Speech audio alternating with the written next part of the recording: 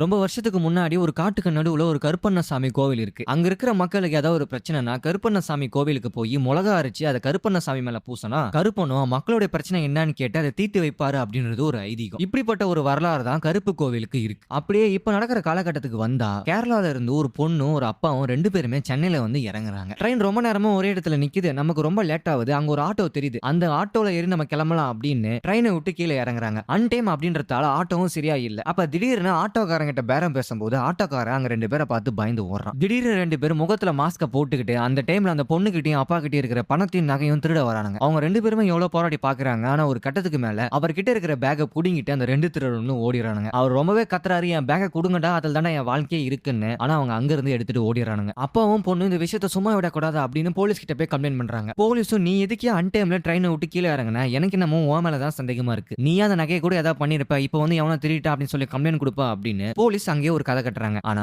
அப்பதான் அந்த அப்பா ஒரு விஷயம் சொல்றாரு, நான் எடுத்துட்டு வந்த அந்த பேக்ல 1 பவுன் 2 பவுன் கிடையாது, கிட்டத்தட்ட 60 பவுன் நான் வச்சிருந்தேன். என் பொண்ணுக்கு உடம்பு சரியில்லை, சென்னைக்கு வந்தா தான் ட்ரீட்மெண்ட் பண்ண முடியும் டாக்டர் சொல்லிட்டாங்க. என் பொண்ணோட ஒரு கிட்னி ஃபெயிலியர் ஆனதால அறுவை சிகிச்சைக்காக நாங்க கேரளா இருந்து சென்னைக்கு வந்தோம். ஆனா வரும்போது தான் என் பேக்கை யாரோ அடிச்சிட்டாங்க. அந்த பேக்ல தான் என் பொண்ணுக்கு ஹாஸ்பிட்டல் செலவுக்காக வச்சிருந்த நகை இருந்தது. எப்படியாச்சும் அந்த பேக்கை கண்டுபிடிச்சு கொடுங்க அப்படின்னு அப்பாவும் போலீஸ் கிட்ட தான் பொண்ணுக்காக ரொம்பவே கெஞ்சுறாரு. போலீஸ்காரங்களும் சரி ஓகே இது மெடிக்கல் எமர்ஜென்சி அப்படின்றதால உடனே ஒரு 10 பேரை புடிச்சிட்டு வந்து இந்த 10 பேர்ல எவனோ ஒருத்தன் தான் அந்த டைம்ல திருடி இருக்காங்க. சோ கரெக்டா நீங்க பார்த்து சொல்லுங்க, அப்பதான் நாங்க அவனை கண்டுபிடிக்க முடியும் அப்படின்னு அப்பா பொண்ணுங்க 2 பேருமே வச்சு அந்த திருட்டு பசங்களை கண்டுபிடிக்க சொல்றாங்க. ஆனா அவங்களுக்கு அந்த அளவுக்கு ஈஸியா கண்டுபிடிக்க முடியல. ஒரு ஸ்டேஜுக்கு மேல இவங்களால திருடங்களை அடையாளப்படுத்த முடியல. சோ அதனால போலீஸ்காரங்களை அடிச்சு விசாரிச்சு நாங்க தான் அந்த நகையை திருடணும் அப்படின்னு 2 பேரும் அப்ரூவலே ஆயிடுறாங்க. கடைசியில ஒரு வழியா திருட்டு போன நகை எல்லாமே திரும்பி கிடைச்சிருச்சு. ஆனா அவர் கொண்டு வந்ததோ 60 பவுன், ஆனா போலீஸ்காரங்க கணக்கு காட்டினதோ 45 பவுன். 15 பவுன் நடுவில் எங்கேயும் மிஸ்ஸிங் ஆயிருக்கு. அப்பதான் போலீஸ்காரன் கேட்கும் போது, ஏயா திருநவனா சும்மா இருப்பான், நடுவில் 15 பவுன் வித்து செலவு பண்ணிட்டான், ஏன் நாங்க என்ன பண்ண முடியும் அப்படின்னு கேட்கும்போது, சரி அவங்க அப்பாவுக்கும் வேற வழி கிடையாது, நம்ம வந்து நம்ம பொண்ணோட மருத்துவ செலவு தான் நம்ம முக்கியம், கிடைச்ச 45 பவுனாச்சும் கொடுங்கடா நாங்க எடுத்துட்டு போறோம் அப்படின்னு சொல்லும் போதுதான் அங்க போலீஸ்காரன் ஒரு ட்விஸ்ட் வைக்கிறான். நீ பாட்னு வந்து நகை எடுத்துட்டு போற,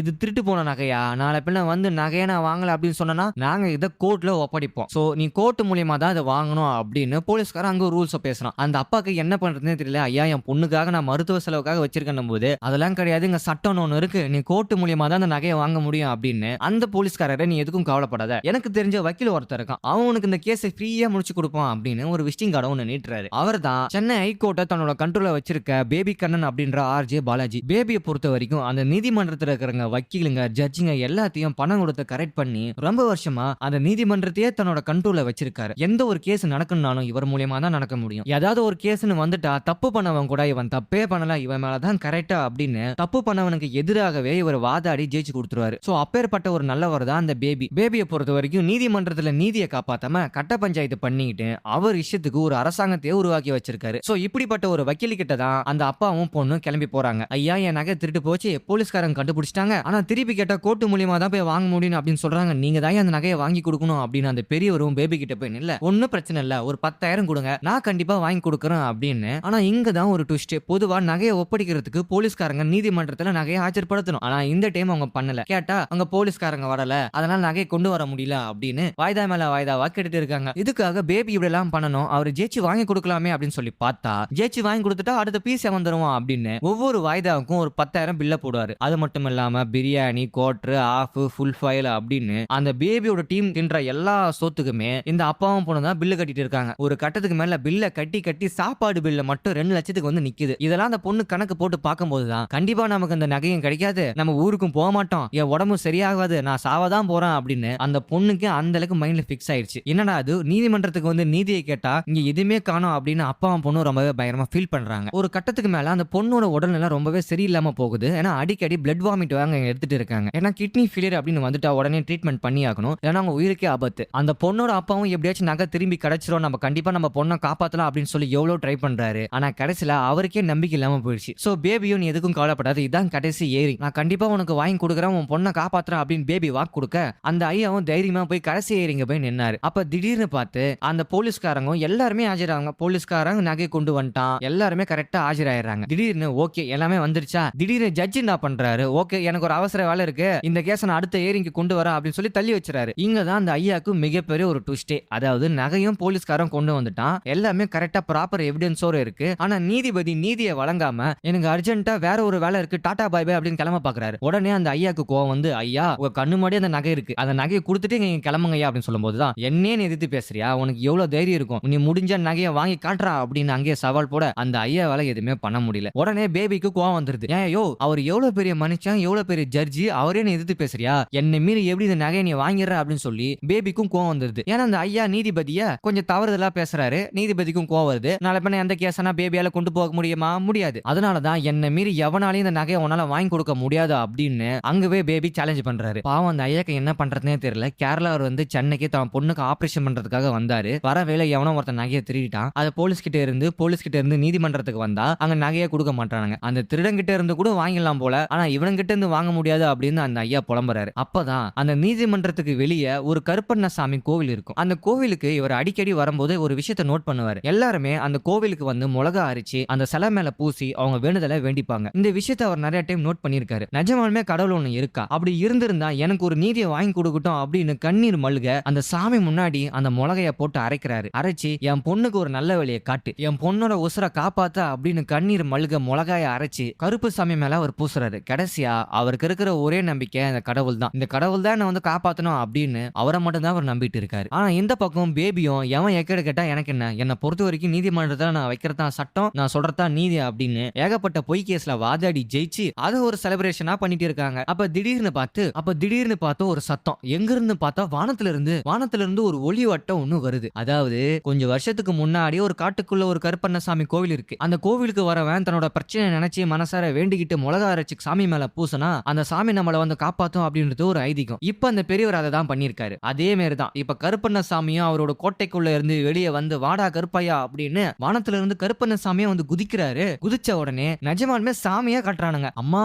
ஆலயத்தம்மா அப்படின்னு நிஜமாலுமே கையெடுத்து கும்பிடுறானுங்க. உடனே அந்த கருப்பண்ணசாமியும் அங்க இருக்கிறவங்க எல்லாத்தையும் அடிச்சு துவம்சம் பண்ணி எவன் கெட்டவனா இருக்கானோ எல்லாத்தையும் பிரிச்சு மேய்றாரு. அப்ப திடீர்னு நம்ம பேபிக்கு ஒரே குழப்பம். நம்ம அடிச்ச சரக்கு ஓவர் ஆயிடுச்சோ, ஏன்னா கண்ணுல என்னென்னமோ தெரியுது. அப்பதான் நிஜமாலுமே வந்திருக்கிறது சாமி தான், சாமிக்கு முன்னாடியே நம்ம நிக்கிறோம் அப்படின்னு சொல்லி அவருக்கே ஒரு ட்விஸ்ட். அப்பதான் பேபிக்கு ஒரு சின்ன கன்ஃபியூஷன். சாமியே சம்பந்தம் இல்லாம நம்ம முன்னாடியே வந்து நிக்குது, நம்ம அண்ணா அப்படி தப்பு பண்ணான்னு கேட்கும் போதுதான், என்ன தப்பு பண்ணியா? எல்லா தப்பும் நீதான் ராஜா பண்ணிட்டு இருக்க, அதனாலதான் அவனை தட்டி கேட்க வந்திருக்க அப்படின்னு கருப்பு சொல்லும் போது, இதெல்லாம் பெரிய கொடுமையா இருக்கு, என்னோட பெரிய பெரிய தப்புலாம் பண்றான், அவன்லாம் போய் கேட்காம என்ன வந்து கேட்கறியா அப்படின்னு சொல்லும் போதுதான் கருப்புக்கு கோவம் வந்துருது. சரி நான் ஒத்துக்கிறேன், நான் பண்ண தப்பு பெரிய தப்புனா இப்ப அதுக்கு என்ன பண்றது? நீதிமன்றத்துல நியாயமா ஒரு கேஸையும் ஜெயிக்க முடியாது. நீ என்னதான் என்ன கொலை பண்ணாலுமே இதுக்கப்புறமும் ஏகப்பட்ட பேர் வந்து தான் இருப்பான். நீ எத்தனை பேர் தான் கொலை பண்ணிட்டு இருப்ப? நீ நிஜமாலுமே சாமியா இருந்தா நீ நீதிமன்றத்துக்கு வந்து பணம் கொடுக்காம லஞ்சம் கொடுக்காம எதுவுமே பண்ணாம நியாயமா கேஸ வாதாடி ஜெயிச்சு காட்டு. நான் ஒத்துக்கிறேன், இதோட இந்த பிரச்சனையை நான் விட்டுறேன், நானும் இதுக்கப்புறம் நியாயமா கேஸ் நடத்துறேன் அப்படின்னு பேபிக்கும் கருப்புக்கும் ரெண்டு பேத்துக்குமே ஒரு ஒப்பந்தம். அப்ப கருப்பும் யோசி பாக்குறாரு, இந்த டீல் நல்லா இருக்குது, மனுஷங்களை நம்ம சாவடிக்க கூடாது, அவங்களுக்கு நம்ம புரிய வைக்கணும் அப்படின்னு நான் வர்றேன் இதுக்கப்புறம் அப்படின்னு கருப்பன் வர்றான், வழி மறிக்காது அப்படின்னு ஒரு என்ட்ரி கொடுக்கறாரு நம்ம சூர்யா. சோ அந்த கருப்பு சாமி வேற யாருமே கிடையாது, சூர்யா தான். ஆக்சுவலி இந்த கதைப்படி சூர்யா ஒரு கடவுள் தான், அவர் ஒரு மனுஷனே கிடையாது, அவர் தான் கருப்பண்ண சாமியே. சோ நீதியை காப்பாத நீதிமன்றம் வந்திருக்காரு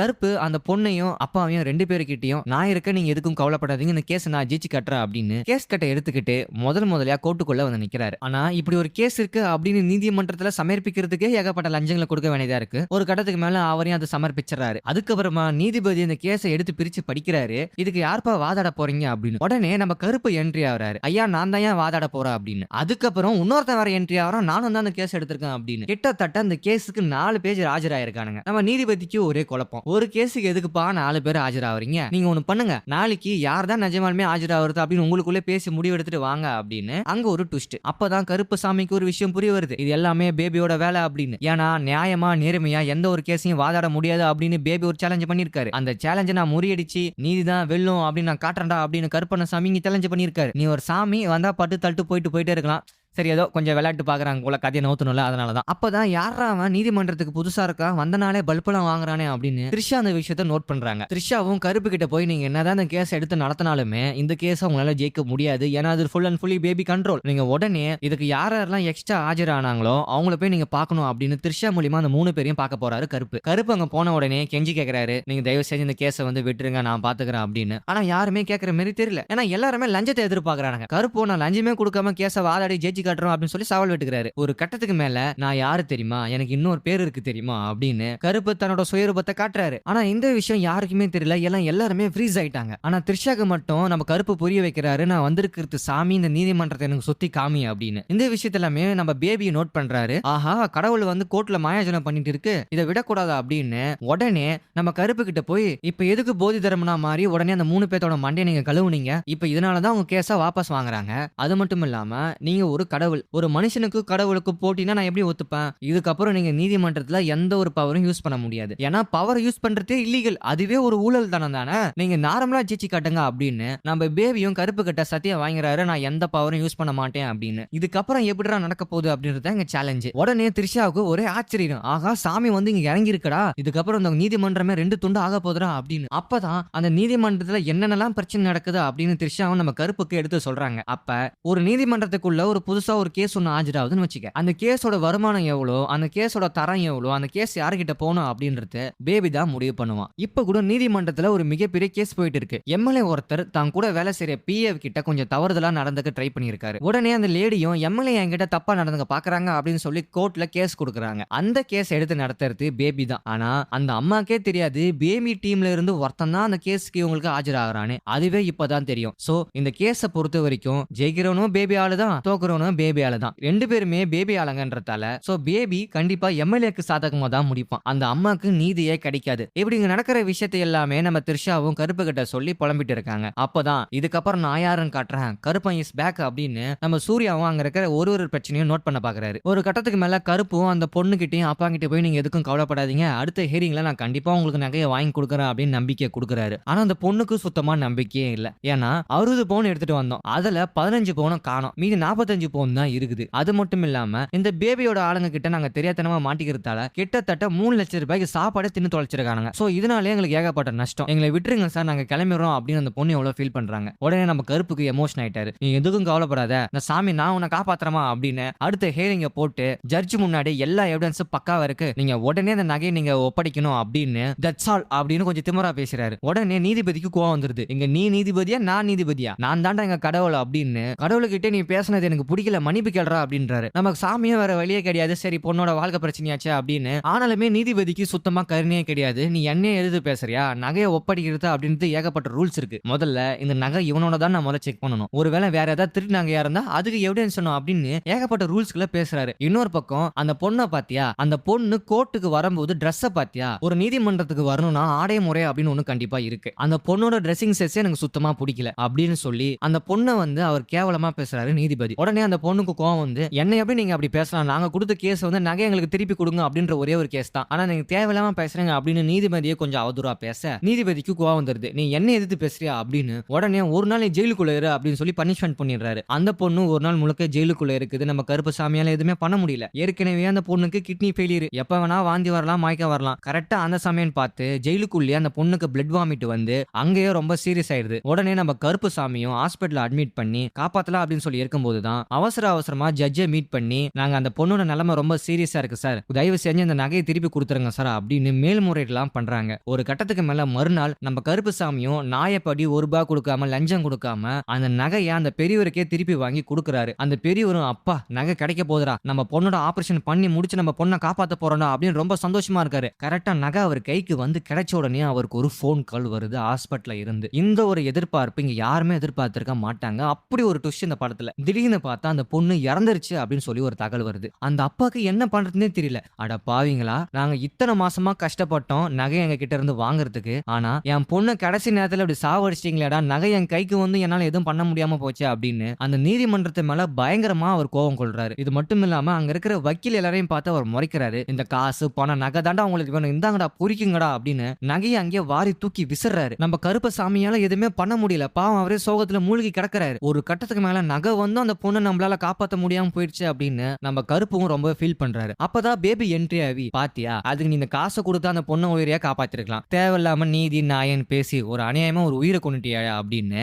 என்னதான் கடவுளாவே இருந்தாலுமே நியாயமான வழியில போய் ஒரு உயிரை காப்பாற்ற முடியல, நான் என்னதான் கெட்டவனாலே இருந்தாலுமே மறைமுகமான வழியில போயாச்சும் ஒருத்தவங்களை காப்பாத்துவான் அப்படின்னு பேபி அங்கவே தன்னோட நியாயத்தை நிரூபிக்க பாக்குறாரு. ஆனா நம்ம கருப்பு சாமி ரொம்பவே ஃபீல் பண்ணி அங்க இருந்து கிளம்பிடுறாரு. அதுக்கப்புறமா ரொம்ப சோகமா உட்காந்துட்டு இருக்காரு. அப்பதான் ஒரு எம்எல்ஏ கேஸ பத்தி அந்த நீதிமன்றத்துல பரபரப்பா பரபரப்பா பேசிட்டு இருக்காங்க. அப்ப அந்த லேடியும் தயவு செஞ்சு என்னோட கேஸ் கட்ட கொடுத்துருங்க, நான் வேற வக்கீலையாச்சும் வச்சு பாத்துருக்கேன் அப்படின்னு பேபியோட ஆள் கிட்ட கெஞ்சிட்டு இருக்காங்க. அந்த பேபியோட ஆளும் ஒன்னும் பிரச்சனை இல்ல, இந்த கேஸ் கட்ட நீ எவனா கொடுத்துக்கோ, ஆனா என்கிட்ட இருந்து நான் அந்த கேஸ் எடுத்துக்கிறேன் அப்படின்னு எவனாச்சும் ஒருத்தனை சொல்லு, நான் அவன்கிட்ட கொடுத்துட்டு போயிட்டே இருக்கேன் அப்படின்னு அவனும் சொல்றான். ஏன்னா எவன் ஒருத்தனாவது இந்த கேஸை நான் எடுத்துக்கிறேன் அப்படின்னு சொன்னா அவன் கையை வெட்டிடுவானுங்க. இதுக்கு முன்னாடி நிறைய பேர் கையை வெட்டியிருக்கானுங்க. அதனாலுமே எவன் ஒருத்தனுமே பேபியோட கேஸை நான் எடுத்துக்கிறேன் அப்படின்னு எவனுமே சொல்ல மாட்டான். அந்த டைம்ல நம்ம கருப்புசாமி பாக்குறாரு, இதாடா சான்ஸ், நீதி நம்ம நிலைநாட்டணும்டா அப்படின்னு உடனே பேபியோட அடியாளு கிட்ட போய் நான் இந்த கேஸ் எடுத்துக்கிறேன் அப்படின்னு அந்த கேஸ் கட்டை எடுக்கிறாரு. எவ்வளவு தைரியம் இருந்தா நீ இந்த கேஸ் கட்டை எடுப்பா அப்படின்னு அங்கவே நம்ம கருப்புக்கும் மனிதர்களுக்கும் பயங்கரமான ஒரு சண்டை நடக்குது. உடனே நம்ம கருப்பண்ண சாமியும் அவதாரம் எடுத்து